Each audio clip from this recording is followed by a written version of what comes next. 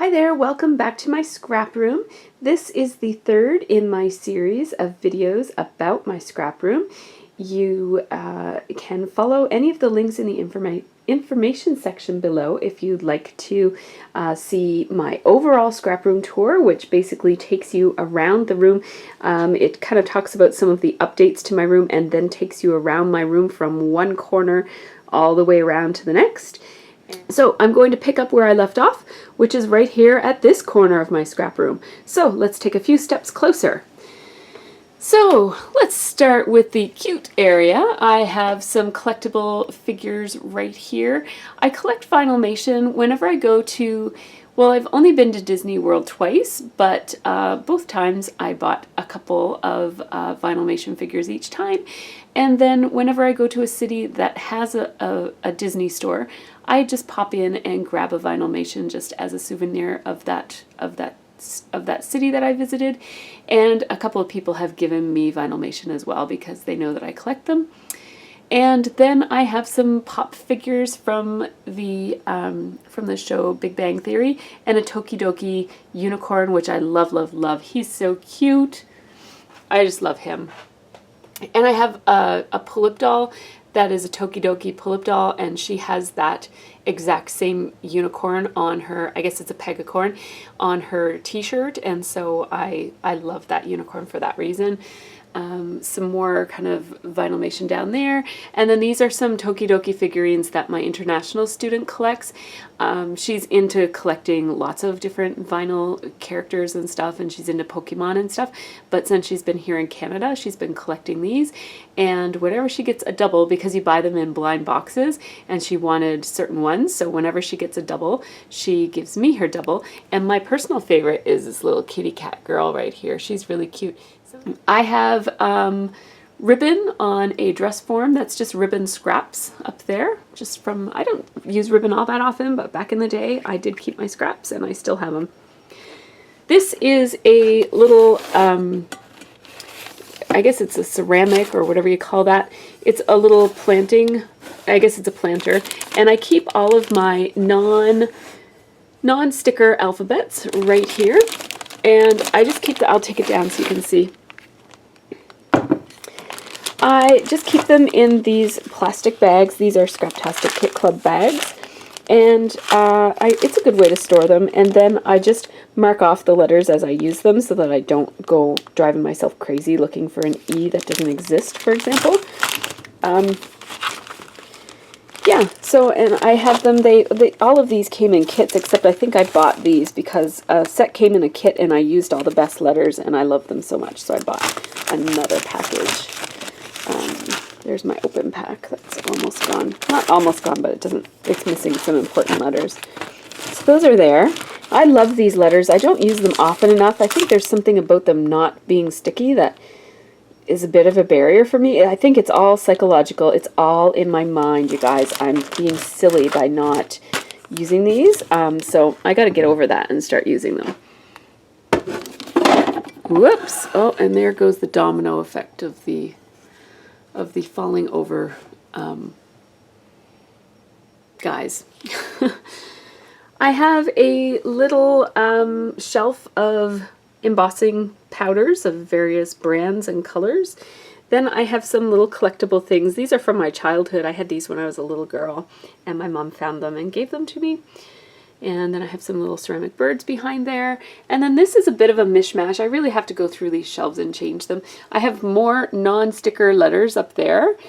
So I have a couple, I think these are by by Freckled Fawn. 2 packages of those, and I have some other tile letters that I love, and I put them up there so I can see them and remember that I have them. Then these are inks that I'm not happy with. Pardon me, I don't love these inks. These are old Stampin' Up! Inks that the ink pads have been ruined from stamping and contaminating them with different colors. But I keep them because sometimes when my kids do stamping projects, I don't necessarily, if I'm not going to be right there supervising to make sure that they clean the stamps before they use a new color, I don't quite trust them, so I'll let them use these. They're better than the inks that they have in their own supplies, but they're not my best ink, so I keep those.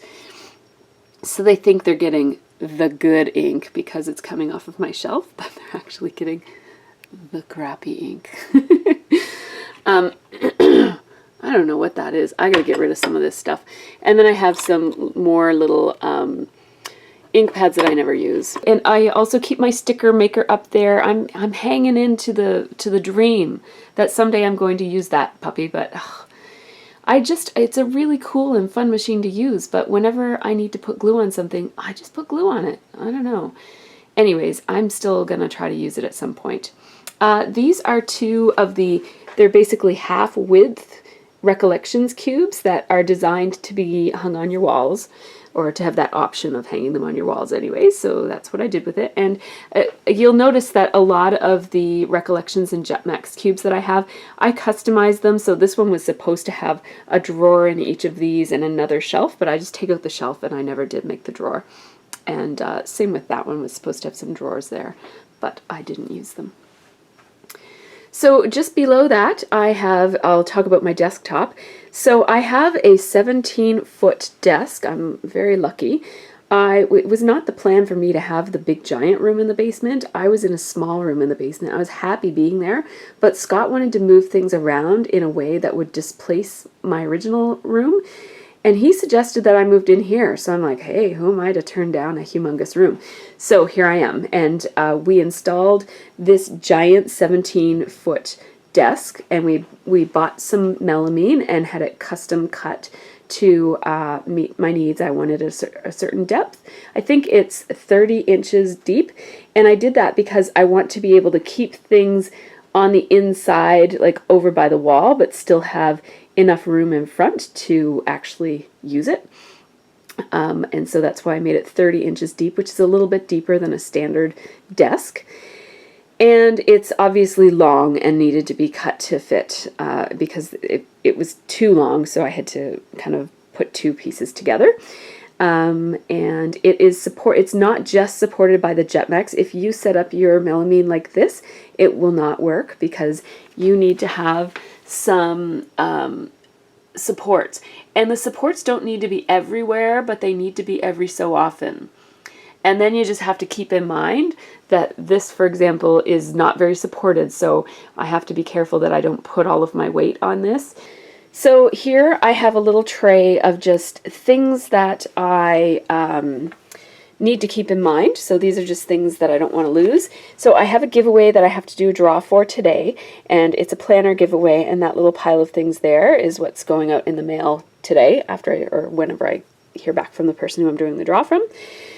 And then I have my Instax camera, which I was thinking about selling because I haven't used it. I took a total of 20 pictures with this thing. It's a beautiful camera and I love it. It takes these little mini Instax photos. But for Christmas last year, I got the Instax printer, which allows you to get these photos off of your phone. So you can take your iPhone pictures and just print it to the Instax camera, and they look like little, they are little Polaroids. And so if ever I want an Instax picture, I'm going to take it off my phone. I'm not going to take a picture with the Instax camera anymore. So I'm thinking about selling this.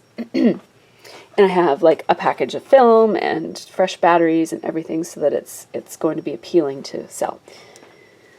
Next to that, I have 3 baskets of letter stickers. So these are they're mostly thickers, but they're my large titling stickers. These are the colors, and then this is my large titling stickers in neutral colors, and then this is my small letter stickers, so not for titles. So the way that I have them set up is first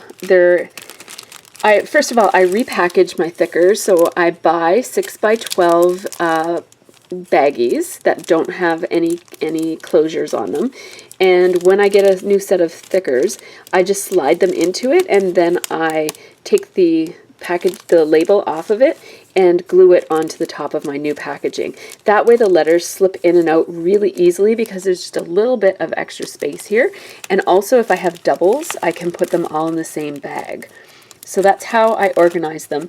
And I use these little tabs, which I punch with my Stampin' Up! Punch. And so these are white, and then I have browns. I guess not all neutrals are over there. And then reds. I missed a tab there. Yellow. And the dividers are just made out of pieces of cardboard. I could have put pretty paper on them, but who cares? They're covered up by the stickers anyways. And now this one is just blacks, I guess, black and gray. So it says here black, gray, silver, and gold.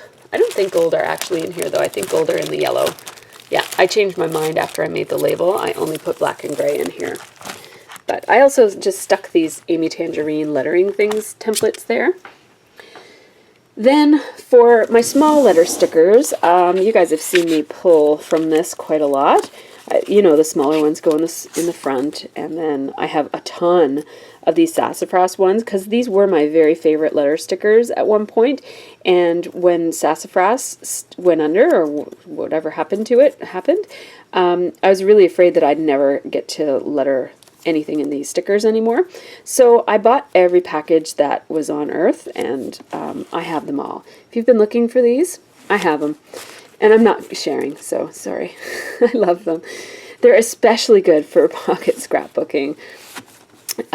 Yeah. Then we have some other like Daily Flash, and a lot of these I got in kits. Most of these letters I got in kits, except for those sassafras ones that I stocked up on. Then I have a ton of mini market stickers. These ones I have bought. I typically buy these. These are my tile letter stickers, are my favorite to do subtitles because your background paper is not distracting. And I have doubles of some if I really like them, like the craft. I bought as many as I could find in the craft. I just have them paper clipped together so that I don't start a new sheet before I've used all of or most of the other one. The Kelly Perky letter stickers are really cute, even though they're not tiled. Now, next to my letter stickers, I have my kit storage box. This is a box that I got. It's a Recollections cube, and it's a full depth cube, but it's half the height of a regular cube, so it's not really a cube, is it? And this one came with a couple of drawers, wooden drawers that pulled out, but it didn't have like a drawer mechanism to hold the drawer up. So when you pulled it out, when you pulled out the bottom one, the top two would come, and if you pulled out the top one, it would sort of like fall on the table. It wasn't very well engineered. So I took all of the trays out of it, and you'll see them in other places in my room, and I just use it as an empty box now. So in the bottom of it, let me move my Daryl Dixon cup. I have a coffee warmer in my scrap room that I keep my cups of coffee in. I'm always drinking coffee. In this, I keep all of my trays that I use to put my little knickknacks and embellishments in when I am scrapbooking.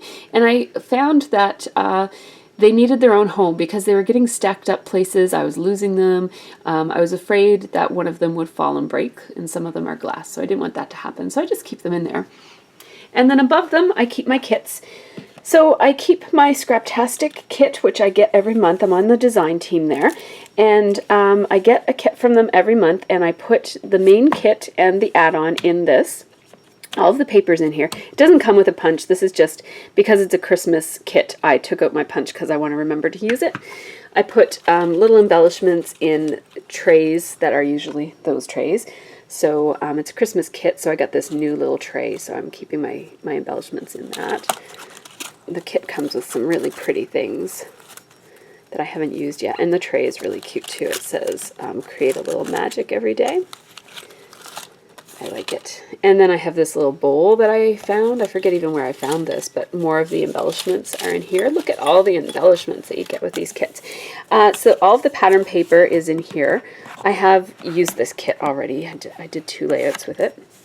And then I get extra pattern paper. The reason I get extra pattern paper, even though I don't usually use it all, is that I tend to not use cardstock as my backgrounds, and so I feel that sometimes I run out of options too early on. I don't know, it's a bit of a splurge. I don't really need extra pattern paper, but I'm happy to get it. I'm really thankful that I get it, so because I do enjoy having it. It does make a difference. So This pegboard, which is pegboard that my dad, well, I almost said my dad gave it to me. My mom gave it to me after my dad passed away, and he used to bring them to craft shows where he sold his woodworking crafts. And so I put them up in my scrap room, and I love, love, love having them. I love how it breaks up my yellow walls. I love the warm turquoise color. It's like a greeny, turquoisey color. I love it. And so what I do every month when I get my Scraptastic kit is anything that is hangable, I hang it. So I always hang my letter stickers, and I hang my stamps on this little shelf. It's like two, it's like a, I don't know what that is. It's like a little pegboard hook thingy, but it's two of them, so it serves as a little shelf. And then anything that has a hole to hang it on, I'll hang, including the little stencil. And the reason I do that is that usually when I'm scrapbooking, I sit right here and I have my kit stuff there, and you see me pull it down here and I go through it, and then I put the leftovers back up there. But then when it comes time to embellishing, I just take a glance up there and I think, oh yeah, I've got those red stickers. And so as I'm designing, I kind of keep in mind what I have to work with, and it's really easy to do that when you can just look up. You don't have to ruffle through anything or sort or kind of move other things to see it. It's just right there, right in sight through the legs of the tripod. So the tripod that I use is, I get a lot of questions about my video setup. The tripod that I use is a bit of an overkill. A lot of my photography stuff is overkill for the purpose because my husband is a photographer. So it's a Manfrotto tripod with a swinging arm. So this kind of, it comes up, but it also kind of, you press a button and it flings down. And Manfrotto tripods are not cheap, but I think that when I bought it, this was the only brand that made that kind of a tripod, but now they're much more readily available. So you can find this tripod for quite a bit less expensive than what I bought it for. And I think I bought it with the, well, definitely Scott bought it, but I think the idea was that he and I would share it, and it sort of has always been his backup tripod. So here's my scrap area, I guess. So I have a Martha Stewart cutting mat. It's not a cutting mat, it's a Martha Stewart working mat. And I like using the grids. You guys will see me using the grids to line things up sometimes. I have one of those little drawers that belongs in one of those recollections units, but I just use it as a little shelf instead. And in it I have some Freudian slips. I'm a psychologist, so I'm into Freudian slips. I even have Freudian slippers on right now. I think he's blaming your mother for whatever your problems are. Anyhow, I have some little Freudian post-it slips there and some other things. I keep my Tim Holtz tiny attacher refills because you gotta constantly reach for those because that thing runs out of staples like crazy. I have some versatile stamps here that could be in theory used for anything. They end up being used for nothing because I just don't grab for stamps. As much as I try by doing things like keeping them out and handy, I still don't use them. I have my swatches for mists. These are all of my mists, which I store up there. And I do keep swatches of my mists because I find that mists are one supply that look different in the bottle than they do on the paper. And then I just have that little thing, the little piece of foam that I use for paper piercing. Beside that, I have a sideways Martha Stewart organizer from Staples, and in it, in the bottom part, which if it back part, I keep my stamp blocks. Again, the theory is to keep them close at hand so that you can use them often. I have 2 Christmas roller date stamps that are out, even though it's not, well, it is, I am scrapbooking Christmas right now, so it's good that they're out. And then some of the inks that I reach for more often. My VersaFine is kind of my go-to black ink, and then I have Stays On, which is my go-to black Stays On ink. And then I have some of those Surfaces inks as well. Those are also slick surface inks, but I don't like them quite as much as Stays On, but they were easier to attain for me. So just above that, I keep my roller date stamps. Just kind of lined up along the tops of those shelves.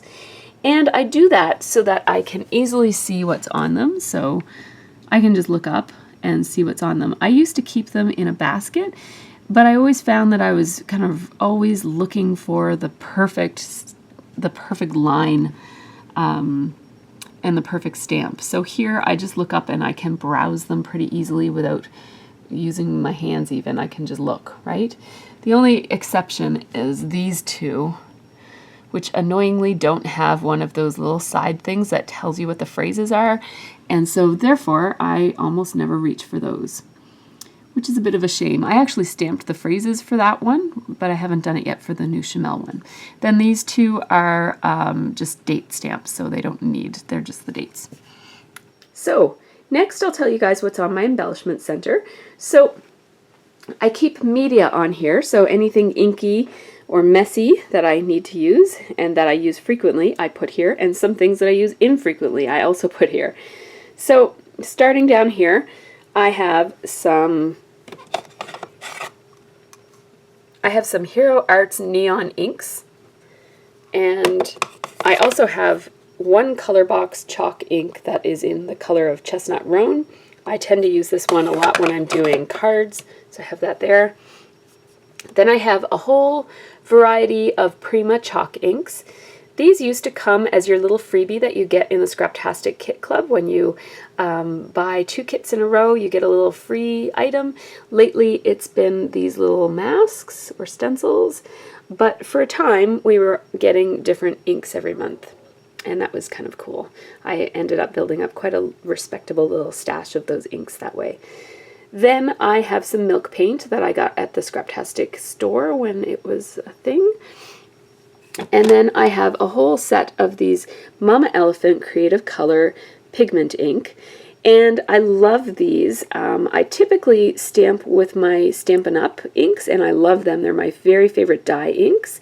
But I like to have the option to use a pigment ink because it creates a crisper, more vibrant image, and it does take a bit longer to dry, so I tend to not reach for these at all when I'm scrapbooking, and I typically only use them in card making. But I have a whole variety. I think I have 12. I bought them all at once as a set. Then under my little IKEA diamond lights, I have all of my mists. My mists are either Mr. Huey's or Heidi Swap Color Shine, and I have a couple of other ones that are not either of those brands, but mostly that's all that I have. And they're arranged from the reds and pinks and oranges to the yellows, to the greens, to the blues, to the turquoises, to the blues. And I also keep white and silver in there. Most of my neutral mists are up there, but I reach for white and silver so often that I just keep it down here.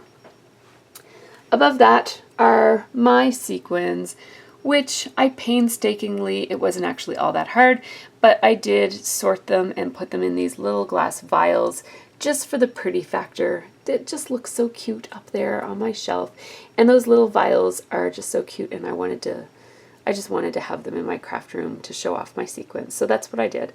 And then the sequins that are larger and don't fit in there, I have in these really handy little containers. These containers, somebody sent me a YouTube viewer sent me a little box that was filled with these little boxes, and they all fit perfectly inside. I took the boxes out and I used the big box for something, for storage somewhere else in my room, but I use these little guys for sequins. I use them for a few other things too, but sequins is the main thing that I use them for. So I have just some extra ones here in case I do have some other sequins that I need to move. These are just these little misters that before I had many mists, I used to, I just picked like the yuckiest color to show you guys. I used to make mists with paint and water and sometimes alcohol ink or different kinds of media. I'd kind of mix all together in one of these mini misters and drop ink splats that way. And that worked really well, but then I started getting some inks. I slowly built my ink collection to what it is today over the years. Then up here in a watch box, I have my X-Acto knife and some darning needles and things like that. I have some more StazOn ink pads there. I have an ink cleaner back there that I don't use all that often, a couple of just stamps that I thought were cute. All of my Tim Holtz Distress inks are all right there. I haven't used or bought Tim Holtz Distress ink in a very long time. I just put little white labels on the edges of them and stamp it in the color of the ink pad so that I can have easy reference. And I actually do it on all 4 sides so that there's no right or wrong way to store these. You can store them anyway and you can see the colors. Then I have my little Xyron X, which I occasionally use, and some, what are those called? Perfect Pearls. I used to use those when I first started scrapbooking, and I have a bunch more someplace else in my room, but those are 2 that I kept out that I thought I might use. And then smooch inks are another thing. I used to use these things when I made mini albums and that sort of thing back in the day. In this box here, I have some personalized stamps, including this one that says created by Tracy with these cute little birds. And I have a couple of other ones in there too. And then I already showed you that I have my neutral mists right there, and I just have a couple of tags for my mist swatches. If I buy new mists, I have them right there. And I just make those tags. That's, again, those tags right there. I make them with one of my, I have a Tim Holtz steel rule die that makes those tags.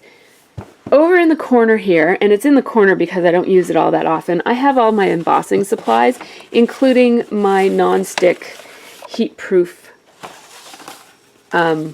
mat, which I haven't cleaned very well, but it cleans up really super fast and easy. Like I could probably pick that off with my fingernail if I wanted to right now. So this I won from scrapbook.com, and I love, love, love it. I think it's made by Basil or Prima or some company that you wouldn't think makes this kind of thing, but it's from one of them. Then I have my embossing supplies in this little pull-out container. It's like a little basket. And just my Versamark inks and some brushes and that little tool for catching your extra embossing powder. That's for when I use those embossing powders up there. But if I'm using one of these main colors, so I have embossing powder in black, embossing powder in clear, Dazzling Diamonds, that's a Stampin' Up! Product, and then I have white and UD and black UD from when I used to do mixed media projects a little bit more often. I used to use UD. UD is ultra thick embossing powder. Anyhow, when I use those, I don't need that tool because I just emboss, like I sprinkle right over the container and it catches all of my stray powder. These are basically, I don't even use these anymore, except this one has a bunch of blending supplies, like makeup sponges and stuff that are either used or new, and more. This is where I keep my re-inkers. But these 2 are just like, I just need to throw this stuff away. This is old stuff. So next I have my scrap drawers, and my scrap drawers take up 3 entire cubes. So we have red, pink, red, and orange and yellow are together, and then we have green, blue, and purple, and then we have gray, brown, and multicolor. So I've been storing my scraps like this for a number of years, and it really, really works for me. I understand that it doesn't work for everybody. You have to have the space to be able to do this kind of a thing, and you have to have just the desire to sort your scraps every time that you're done scrapbooking, which not everybody likes to do. But I find it really easy because I de-kit right there, and all of my scraps go straight from there into these drawers that are right here. So I just, pull them open to different amounts, and it's easy for me to, throw them in. I kind of open them kind of like this so that they're staggered, and then I can easily put them away. And so I tend to use my scraps quite a lot too, because they're sorted. I think that's probably why I sort them, why I use them. So these are all my reds, for example, and anything that isn't a full 12 by 12 piece of paper will go in here. And when I want something red, I just pull open my red drawer and I thumb through it like this, and I usually can find something that I like without having to cut a new piece of 12 by 12 paper. So it's great. It works really well for me, and I really love it. The only problem is that having orange and yellow together is a bit of a challenge, because it's sometimes hard to find orange because there's more yellow than orange in here. So that's those 3 cubes, or those 4 cubes I've talked about now, which leaves me this bank of 2 to complete this video. So as you know, I sit right here. By the way, I have my trimmer in this box right here, and I have my heat gun hanging on a hook with a command strip, and it's always plugged in so that I can just grab it and turn it on, and that's a lot easier than setting it up. So let's talk about these last 2 drawers, or these last 2 cubes, which contain 6 drawers. These are probably my most used drawers, and so I sit right here, and while I'm sitting, I can just look over here, and without even getting out of my chair, I can pull this open and browse through my stickers. So I keep my stickers in 2 piles in this one drawer, and you'll notice that a lot of these are old because I don't buy new things anymore, so most of what I have is either from a kit, if it's recent, like this. This is fairly recent. It's because it came in a kit. And yeah, if it's old, it's because I bought it or it came in an older kit, one or the other.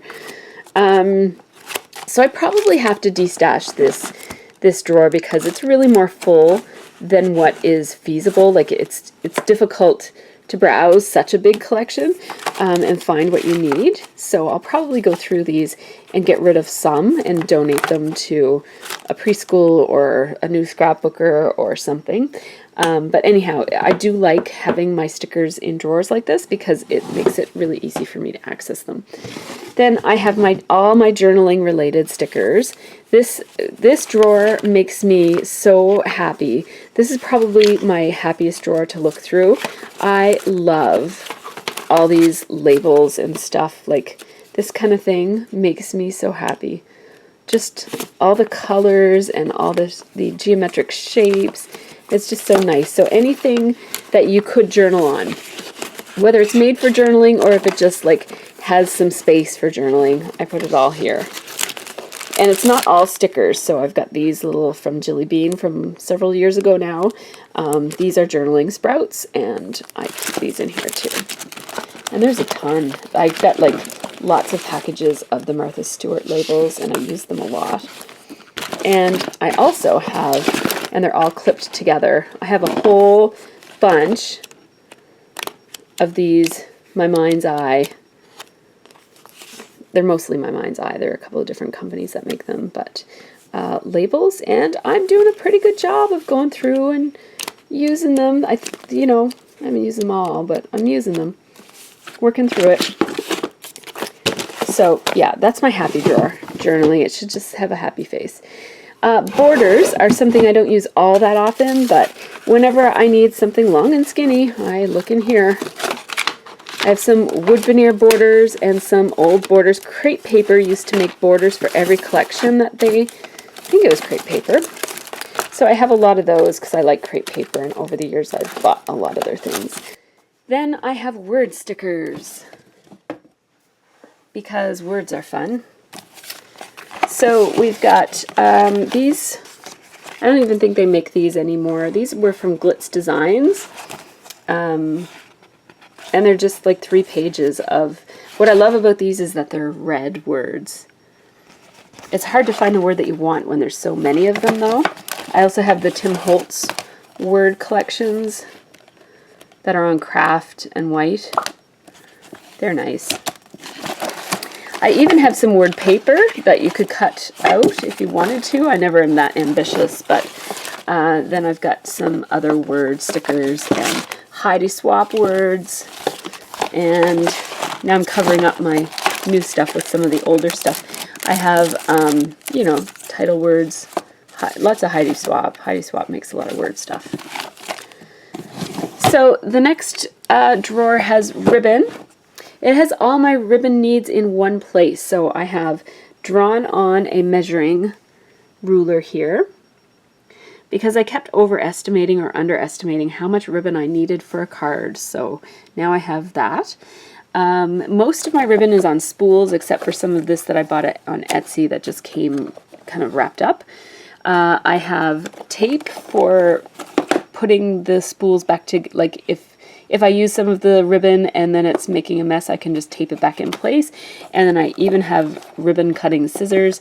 They have a ribbon tied around them so that if they get left out of the drawer, I know these are my ribbon scissors and they need to go back in here. Keeps them nice and sharp if you only use them on fabric. And so that's my ribbon collection. Most of my ribbon I bought at the clearance bin on the Stampin' Up! Website, and so most of this ribbon I did not pay full price for. What I love about Stampin' Up! Clearance ribbon is that the spools of ribbon that you get from Stampin' Up! Have lots and lots and lots of ribbon on them, more than any other company I've ever seen. And if you get it on clearance, it's actually really reasonably priced. And it matches all their paper and coordinates really nicely for your cards. Sorry about that noise.